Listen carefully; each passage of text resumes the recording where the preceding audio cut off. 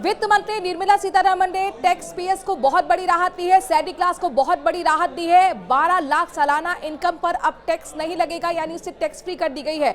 आसान भाषा में अगर इसे समझें तो अगर आप हर महीने 1 लाख रुपए कमाते हैं, आपकी इतनी इनकम है, तो आपको इनकम टैक्स नहीं देना होगा।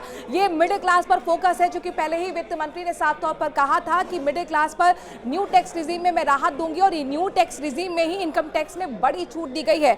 हालांकि इनकम टैक्स बिल जो है वो अगले हफ्ते आएगा, और उसके लिए भी कहा गया है कि बहुत आसान उसमें नियम बनाए गए हैं। साथ ही अपने दर्शकों को बता दें कि 15 से 20 लाख की आय पर 20% की छूट दी गई है, और 20 से 24 लाख की आय पर 25% की छूट दी गई है।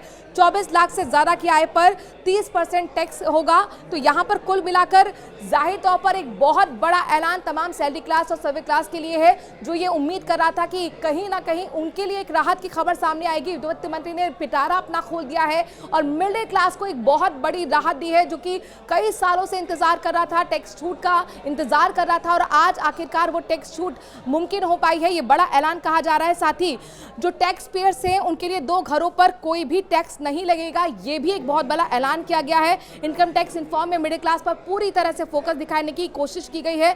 किराए का सालाना बढ़कर जो टीडीएस है वो 6 लाख कर दिया गया है, और साथ ही टीसीएस की सीमा 7 लाख से बढ़ाकर 10 लाख कर दी गई है। बिल टैक्स पेयर्स के लिए आसान होने वाला है। टीडीएस और टीसीएस में भी कमी लाई गई है, और बुजुर्गों के लिए भी बहुत बड़ा ऐलान है।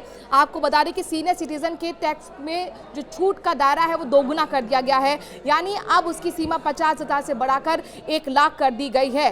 तो सस्पेंस हालांकि अभी भी बरकरार है मिडिल क्लास सैलरी क्लास के लिए। नई उम्मीद है कि जो इनकम टैक्स बिल है जो अगले हफ्ते आएगा उसमें क्या कुछ सामने होगा। लेकिन अब ये जो बड़ी राहत है उसको लेकर लगातार जनता जनार्दन, खासतौर से मिडिल क्लास जो अपने आप को मायूस होता देख रहा था पिछले कई सालों से, उसको एक बहुत बड़ी उम्मीद वित्त मंत्री निर्मला सीतारमण ने दे दी है।